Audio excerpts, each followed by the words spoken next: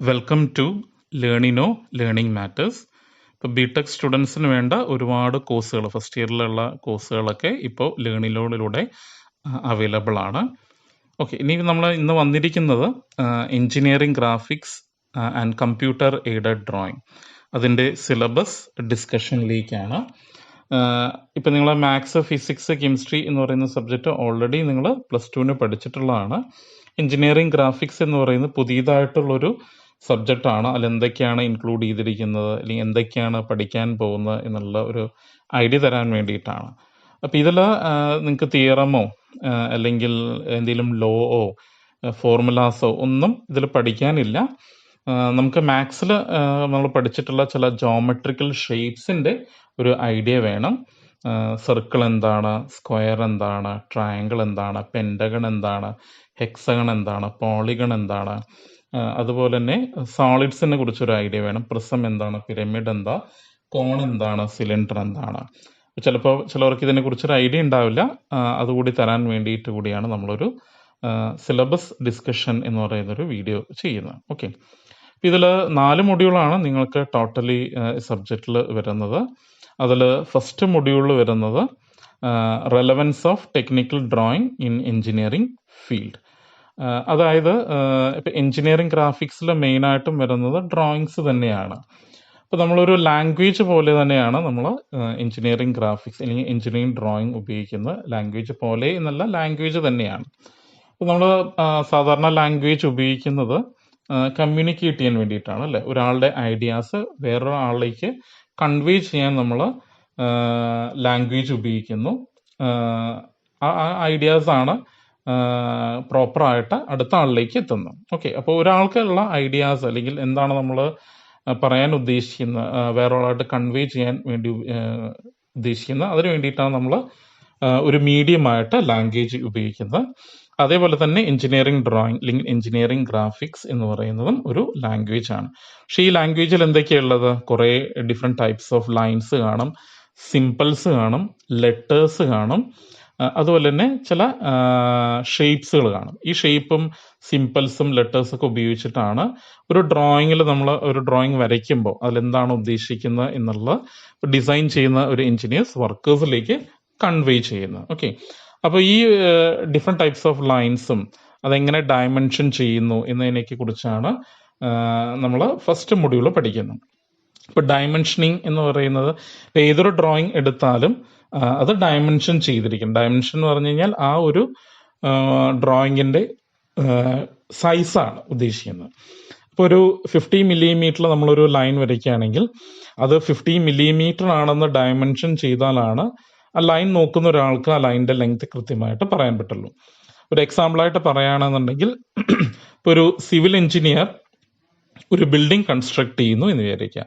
അപ്പോൾ ആ building construct ചെയ്യുന്ന സമയത്ത് ആ ബിൽഡിങ്ങിൻ്റെ പ്ലാൻ അതേ സൈസിൽ തന്നെ ഒരു പേപ്പറിലേക്ക് ട്രാൻസ്ഫർ ചെയ്യാൻ പറ്റില്ല.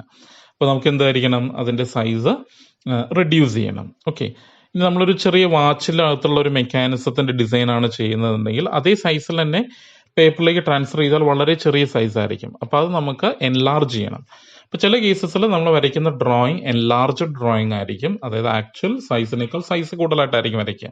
ചിലത് നമ്മൾ സൈസ് കുറച്ചിട്ടായിരിക്കും വരയ്ക്കുക, സ്കെയിൽ റെഡ്യൂസ് ചെയ്തിട്ടായിരിക്കും. അതിനെ നമ്മൾ റെഡ്യൂസ് സ്കെയിൽ എന്ന് പറയും.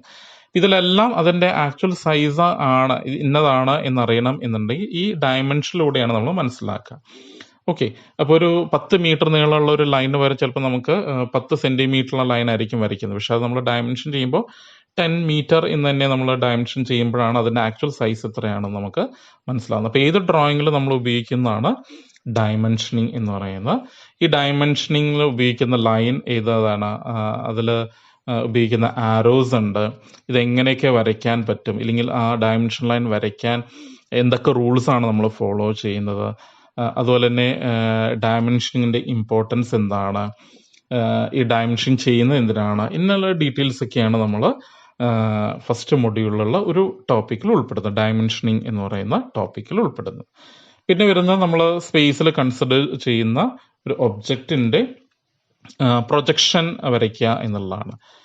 പ്രൊജക്ഷൻ എന്ന് ഉദ്ദേശിക്കുന്നത് പല വ്യൂസ് ആണ്. ഇപ്പോൾ നമ്മൾ സ്പേസിൽ കൺസിഡർ ചെയ്യുന്ന ഒരു ഒബ്ജക്റ്റ് പല ഡയറക്ഷനിൽ നമ്മൾ വ്യൂ ചെയ്യുന്നു. അതായത് ഫ്രണ്ട് നിന്ന് വ്യൂ ചെയ്യുമ്പോൾ ഫ്രണ്ട് വ്യൂ, ടോപ്പ് നിന്ന് വ്യൂ ചെയ്യുമ്പോൾ ടോപ്പ് വ്യൂ, സൈഡിൽ നിന്ന് വ്യൂ ചെയ്യുമ്പോൾ സൈഡ് വ്യൂ എന്ന് പറയും. ഇവ ഓരോ വ്യൂവിനെയും നമ്മൾ കോമൺ ആയിട്ട് പറയുന്നതാണ് പ്രൊജക്ഷൻ എന്ന് പറയുന്നത്.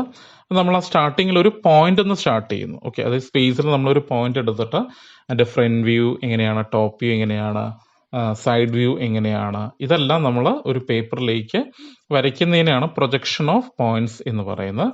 ആ പ്രൊജക്ഷൻ വരയ്ക്കുമ്പോൾ നമ്മൾ 4 ക്വാഡ്രന്റ് ആയിട്ടാണ് വരയ്ക്കുന്നത്. ഇപ്പം നമ്മൾ മാത്സിലൊക്കെ ഗ്രാഫ് വരയ്ക്കുന്ന സമയത്ത് പോസിറ്റീവ് സൈഡ് വരുന്ന ഒരു പോർഷൻ, നെഗറ്റീവ് സൈഡ് വരുന്ന positive X axis, negative X axis, positive Y axis, negative Y axis എന്ന് പറയുന്ന പോലെ പല ക്വാഡ്രന്റ് ആയിട്ട് തിരിച്ചിട്ടാണ് ഗ്രാഫ് വരയ്ക്കുന്നത്. അതേപോലെ തന്നെ എഞ്ചിനീയറിംഗ് ഗ്രാഫിക്സിൽ നമ്മൾ സ്പേസിനെ 4 പാർട്ടായിട്ട് ഡിവൈഡ് ചെയ്യുന്നു. അതിനെ നമ്മൾ ക്വാഡ്രന്റ് എന്ന് പറയുന്നത്. ഈ 4 ക്വാഡ്രന്റിൽ ഇരിക്കുന്ന ഒബ്ജക്റ്റിന്റെ പ്രൊജക്ഷൻ ആണ് നമ്മൾ ഡിഫറെന്റ് ക്വാഡ്രന്റ് ആയിട്ട് തരുന്നത്. അത് നമ്മൾ ആദ്യം ഒരു പോയിന്റ് കൺസിഡർ ചെയ്തിട്ടാണ് ചെയ്യുക. പിന്നെയാണ് ആ പോയിന്റ്സിനെ എക്സ്റ്റെൻഡ് ചെയ്ത് ഒരു ലൈനാക്കി മാറ്റും. പ്രൊജക്ഷൻ ഓഫ് സ്ട്രെയിറ്റ് ലൈൻ എന്ന് പറയുന്ന പോർഷനിലേക്ക് പോകുന്നത്. ഓക്കെ, അതൊരു ചാപ്റ്ററാണ്. അത് പല പൊസിഷൻ, പാരലൽ, പെർപെൻഡിക്കുലർ, ഇൻക്ലൈൻഡ് ആയിട്ട് നമ്മൾ ഈ പറയുന്ന ലൈൻസിനെയൊക്കെ പല പൊസിഷനിൽ വെച്ച് അതിൻ്റെയും ഈ പറയുന്ന top view, front view, side view വരയ്ക്കുന്നതാണ് പ്രൊജക്ഷൻ ഓഫ് സ്ട്രെയിറ്റ് ലൈൻ എന്ന് പറയുന്ന പോർഷനിൽ വരുന്നത്. അപ്പോൾ ഈ പറഞ്ഞ dimensioning, different types of line, അതുപോലെ ഡ്രോയിങ്ങിൽ യൂസ് ചെയ്യുന്ന ചില ടെക്നിക്ക്, അതായത് ഒരു ലെറ്ററിൻ്റെ സൈസും ഷേപ്പും അതിൻ്റെ ഹൈറ്റും ഇതൊക്കെ എത്രയാണെന്നുള്ളത് നമ്മൾ പ്രോപ്പറായിട്ട് തന്നെ അപ്ലൈ ചെയ്തിട്ട് വേണം പ്രിന്റ് ചെയ്യാൻ. ഇപ്പോൾ ഈ പറഞ്ഞ പോലെ projection of points, projection of straight lines ഇതൊക്കെ ഉൾപ്പെടുന്നതാണ് മൊഡ്യൂൾ 1 എന്ന് പറയുന്നത്. ഓക്കെ, ഇനി മൊഡ്യൂൾ 2ലേക്ക് പോയി കഴിഞ്ഞ് കഴിഞ്ഞാൽ നമ്മൾ സോളിഡ്സിന്റെ പ്രൊജക്ഷനിലേക്കാണ് വരുന്നത്. ഒരു പ്രിസം, പിരമിഡ്, കോണ്, സിലിണ്ടർ. അപ്പോൾ നമ്മൾ ഡീറ്റെയിൽ ആയിട്ട് ആ സബ്ജക്റ്റിലേക്ക് പോകുമ്പോൾ ഇതിന്റെ ഷേപ്സ് എങ്ങനെയാണ് നമ്മൾ ഐഡന്റിഫൈ ചെയ്യുന്നത്, ഒരു പ്രിസം എങ്ങനെയിരിക്കും, പിരമിഡ് എങ്ങനെയിരിക്കും, കോൺ എങ്ങനെയിരിക്കും, സിലിണ്ടർ എങ്ങനെയിരിക്കും എന്നൊക്കെ നമുക്ക് അറിയാൻ പറ്റും. ഓക്കെ, അപ്പോൾ ഈ സോളിഡ്സിന്റെ തന്നെ ഡിഫറെന്റ് വ്യൂസ് നമ്മൾ വരയ്ക്കുന്നതാണ് സെക്കൻഡ് മൊഡ്യൂളായിട്ട് വരുന്നത്. Okay, incline to one plane, incline to both plane എന്നൊക്കെ പറഞ്ഞിട്ടായിരിക്കും വരാം. ഓക്കെ, അപ്പോൾ സെക്കൻഡ് മൊഡ്യൂളിൽ മൊത്തമായിട്ട് പ്രൊജക്ഷൻ ഓഫ് സോളിഡ്സ് ആണ് ഉൾപ്പെടുന്നത്. അതുപോലെ തന്നെ തേർഡ് മൊഡ്യൂളിലേക്ക് പോകുമ്പോൾ ഇതേ സോളിഡ്സിന് തന്നെ നമ്മൾ സെക്ഷൻ ചെയ്യുന്നു. ഒരു കട്ടിംഗ് പ്ലെയിൻ ഉപയോഗിച്ച് ഈ സോളിഡിനെ ജസ്റ്റ് ഒന്ന് കട്ട് ചെയ്യുമ്പോൾ ആ കട്ട് ചെയ്ത പോർഷൻ എന്ത് ഷേപ്പിലായിരിക്കും, അതാണ് സെക്ഷൻ ഓഫ് സോളിഡ്സ് എന്നുകൊണ്ട് ഉദ്ദേശിക്കുന്നത്. അപ്പോൾ നമ്മൾ പല രീതിയിലായിരിക്കും, പല ആംഗിളിലും പല പൊസിഷനിലായിരിക്കും കട്ടിംഗ് പ്ലെയിൻ നമ്മൾ എടുക്കുക ഈ സോളിഡിനെ കട്ട് ചെയ്യാനായിട്ട്. അത് നമ്മൾ എടുക്കുന്ന പ്രിസം കട്ട് ചെയ്യുമ്പോൾ ഒരു ഷേപ്പ് ആയിരിക്കും നമുക്ക് കിട്ടുക, പിരമിഡ് കട്ട് ചെയ്യുമ്പോൾ ഒരു ഷേപ്പ് ആയിരിക്കും, കോണ് കട്ട് ചെയ്യുമ്പോൾ ഒരു ഷേപ്പ് ആയിരിക്കും, സിലിണ്ടർ കട്ട് ചെയ്യുമ്പോൾ ഒരു ഷേപ്പ് ആയിരിക്കും. അപ്പോൾ ആ കട്ട് ചെയ്തതിന്റെ ട്രൂ ഷേപ്പ് വരയ്ക്കുക, ഇത് ആ സെക്ഷൻ എങ്ങനെയാണ് കട്ട് ചെയ്യുന്നത് എന്നത് വരയ്ക്കുക. അതൊക്കെയാണ് സെക്ഷൻ ഓഫ് സോളിഡ്സിൽ ഉൾപ്പെടുന്ന. പിന്നെ വരുന്ന ഡെവലപ്മെന്റ് ആണ്. ഡെവലപ്മെന്റ് എന്ന് പറഞ്ഞു കഴിഞ്ഞാൽ ഇപ്പം ഈ സോളിഡ് നമ്മൾ ഒരു ഷീറ്റിൽ അല്ലെങ്കിൽ ഒരു പേപ്പറിലാണ് ഉണ്ടാക്കിയെടുക്കുന്നത് എങ്കിൽ അതിനെ ഫോൾഡ് ചെയ്യുമ്പോഴാണ് ഈ ഒരു സോളിഡ് ഷേപ്പിലേക്ക് മാറുന്നത്. അതിനെ വീണ്ടും അൺഫോൾഡ് ചെയ്ത് ഒരു ഷീറ്റാക്കി മാറ്റുന്ന പ്രോസസ്സിനെയാണ് നമ്മൾ ഡെവലപ്മെന്റ് എന്ന് പറയുന്നത്. ഇപ്പൊ ഈ സെക്ഷൻ ഓഫ് സോളിഡ്സിൽ നമ്മൾ വരുന്ന അതേ സെക്ഷൻ ചെയ്ത സോളിഡ്സിനെ നമ്മൾ ഒരു ഷീറ്റാക്കി മാറ്റുക എന്നുള്ളതാണ് അടുത്ത ചാപ്റ്ററിലായിട്ടുള്ള ഡെവലപ്മെന്റ് ഓഫ് സർഫസ് എന്ന് ഉദ്ദേശിക്കുന്നത്. പിന്നെ ഫോർത്ത് മൊഡ്യൂൾ, ഇപ്പൊ തേർഡ് മൊഡ്യൂള് സെക്ഷൻ ഓഫ് സോളിഡ്സും ഡെവലപ്മെന്റ് ഓഫ് സർഫസ് ആണ് ഉൾപ്പെടുന്നത്. പിന്നെയാണ് ഫോർത്ത് മൊഡ്യൂളിലേക്ക് വരുന്ന ഐസോമെട്രിക് പ്രൊജക്ഷൻ. അപ്പൊ ഇത് മുമ്പ് ഡിസ്കസ് ചെയ്ത എല്ലാ ചാപ്റ്ററുകളും നമ്മൾ 2D ഡ്രോയിങ് ആണ് എങ്കിൽ ഐസോമെട്രിക് പ്രൊജക്ഷനിൽ വരുന്ന സമയത്ത് 3D ഡ്രോയിങ്ങിലേക്ക് പോകും.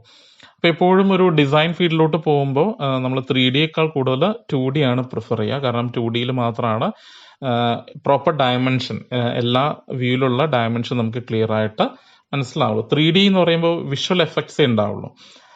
ഡിസൈൻ എന്ന് പറയുമ്പോൾ 2D ആണ് പ്രിഫർ ചെയ്യുന്നതെങ്കിൽ അത് എങ്ങനെ ഡിസൈൻ ചെയ്ത് കഴിഞ്ഞാൽ എങ്ങനെ ഇരിക്കും എന്നറിയാനാണ് നമ്മൾ 3D പ്രിഫർ ചെയ്യുക, ഒരു വിഷ്വൽ എഫക്ട്സിന് വേണ്ടി. അത് അപ്ലൈ ചെയ്യുമെന്ന ഒരു കോൺസെപ്റ്റാണ് ഐസോമെട്രിക് പ്രൊജക്ഷൻ എന്ന് പറയുന്നത്. ഈ പറഞ്ഞ സോളിഡ്സിന്റെ എല്ലാം പ്രിസം, പിരമിഡ്, കോൺ, സിലിണ്ടർ, സ്പിയർ അല്ലെങ്കിൽ ഇതിന്റെ കോമ്പിനേഷൻ, ചിലപ്പോൾ ഒരു പ്രിസത്തിന്റെ മുകളിൽ പിരമിഡ് വയ്ക്കാം, ഒരു പ്രിസത്തിന്റെ മുകളിൽ കോൺ വയ്ക്കാം, അല്ലെങ്കിൽ സിലിണ്ടറിന്റെ മുകളിൽ സ്പിയർ വരാം. ഈ സോളിഡ്സിന്റെ എല്ലാം കോമ്പിനേഷന്റെ ഒരു 3D ഫിഗർ വരയ്ക്കുക എന്നുള്ളതാണ് ഐസോമെട്രിക് പ്രൊജക്ഷൻ എന്നുകൊണ്ട് ഉദ്ദേശിക്കുന്നത്. പിന്നെ വരുന്നത് CAD റിലേറ്റഡ് ആയിട്ടുള്ള കാര്യങ്ങളാണ്. അതായത് ഇതെല്ലാം നമ്മൾ മാനുവലി വരയ്ക്കുന്നത് നമ്മളൊരു CAD സോഫ്റ്റ്വെയർ ഉപയോഗിച്ച് കമ്പ്യൂട്ടർ എയ്ഡഡ് ഡ്രോയിങ് എന്ന് പറയും. അതാണ് CADന്റെ ഫുൾ ഫോം. ഒരു CAD സോഫ്റ്റ്വെയർ ഉപയോഗിച്ച് ഇത് വരയ്ക്കാം. ഓക്കെ, അത് കുറച്ചുകൂടി ഇപ്പോൾ നമ്മൾ ഡിസൈൻ ചെയ്യുന്ന എഞ്ചിനീയേഴ്സ് എല്ലാം ഉപയോഗിക്കുന്നത് മാനുവൽ ഡ്രോയിങ്ങിനേക്കാൾ CAD സോഫ്റ്റ്വെയർ ഉപയോഗിച്ചിട്ട് അതിലായിരിക്കാണ് വരയ്ക്കുന്നത്. അപ്പോൾ നമുക്ക് എഡിറ്റ് ചെയ്യാൻ എളുപ്പമാണ്. ഇപ്പോൾ നമ്മളൊരു പേപ്പറിൽ വരയ്ക്കുന്ന ഒരു ഡ്രോയിങ് എന്തെങ്കിലും തെറ്റ് വന്നു കഴിഞ്ഞ് കഴിഞ്ഞാൽ അതെല്ലാം ഇറൈസ് ചെയ്ത് വീണ്ടും ഒരു തവണ വരയ്ക്കണം. പക്ഷേ ഒരു CAD സോഫ്റ്റ്വെയറിൽ നമ്മൾ വരയ്ക്കുമ്പോൾ അത് നമുക്ക് സേവ് ചെയ്ത് വയ്ക്കാം. എന്തെങ്കിലും എഡിറ്റ് ചെയ്യാനുണ്ടെങ്കിൽ ആ പോർഷനൊക്കെ എഡിറ്റ് ചെയ്യാൻ വളരെ എളുപ്പമാണ്. ഓക്കെ, അപ്പോൾ ആ CAD സോഫ്റ്റ്വെയർ എന്തൊക്കെ സോഫ്റ്റ്വെയർ ആണ്, അതിൻ്റെ അഡ്വാൻറ്റേജ് എങ്ങനെയാണ്, ഓരോ ഡ്രോയിങ്ങും സോഫ്റ്റ്വെയർ ഉപയോഗിച്ചിട്ട് എങ്ങനെയാണ് വരയ്ക്കുന്നത് എന്നുള്ളതാണ് അതിൽ ഉൾപ്പെടുന്നത്. അത് ഡയറക്റ്റായിട്ട് നിങ്ങൾക്ക് എന്താണ് ക്വസ്റ്റ്യനായിട്ട് വരില്ല, അതായത് വരയ്ക്കാനായിട്ട് ചോദിക്കില്ല. ജസ്റ്റ് CAD എന്താണ്, CAD സോഫ്റ്റ്വെയർ എന്താണ്, CADൽ എങ്ങനെയാണ് ഡ്രോയിങ് വരയ്ക്കുന്നത് മാത്രമേ അതിൽ പഠിക്കാനുണ്ടാവുള്ളൂ.